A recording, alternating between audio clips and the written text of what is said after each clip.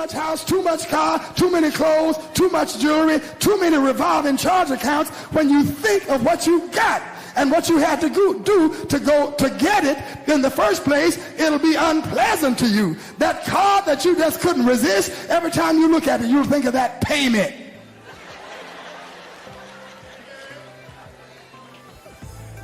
Proverbs 27:20, the eyes of man are never satisfied. The more your eyes see, the more your eyes will want. If you get the Cadillac, then you want a Mercedes. You get the Mercedes, then you want a Rolls Royce. You get the Rolls Royce, then you want a Maybach. If you get the Maybach, then you want a jet. There's always more to want. You've got to come to the point someday when you say enough is enough. I'm going to make it on this. I'm going to save me some money so when I get old, I won't have to rely on my children. Each one of us could be a miracle worker for someone we know.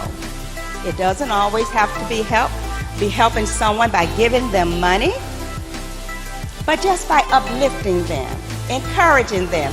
Someone, and this would mean so much to someone, by your concern, you can give them a new self. Now just remember that kind words are like honey, enjoyable and healthy. Let go of harmful, non-productive regrets and sorrow about past failure, past hurts, and past defeats. Nothing deserves a funeral every day.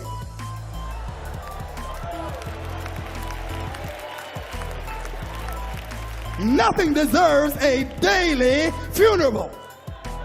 If it died, have one funeral and move on. Don't sit on the aisle and then get mad whenever somebody has to cross over you.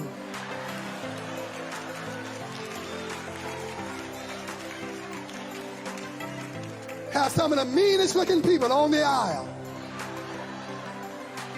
They have that look on their face. I'm guarding this aisle and I'm going to keep everybody out of this row that I can. Look at somebody and tell them, if you're on the aisle, you've got a responsibility. You're the usher for that aisle. Somebody comes to you, you need to step out into the aisle and usher them in and help them find a seat.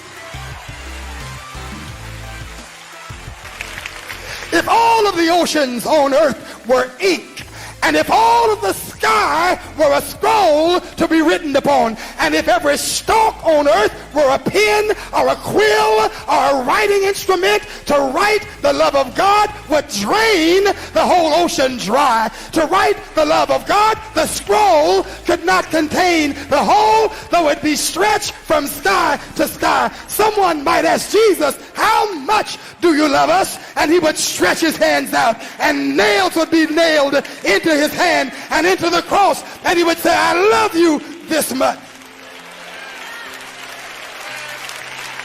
And you know, life is so fragile.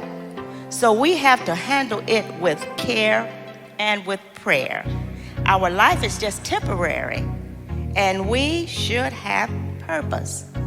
How long you live is not as important as how you live and the wisdom that you employ in living.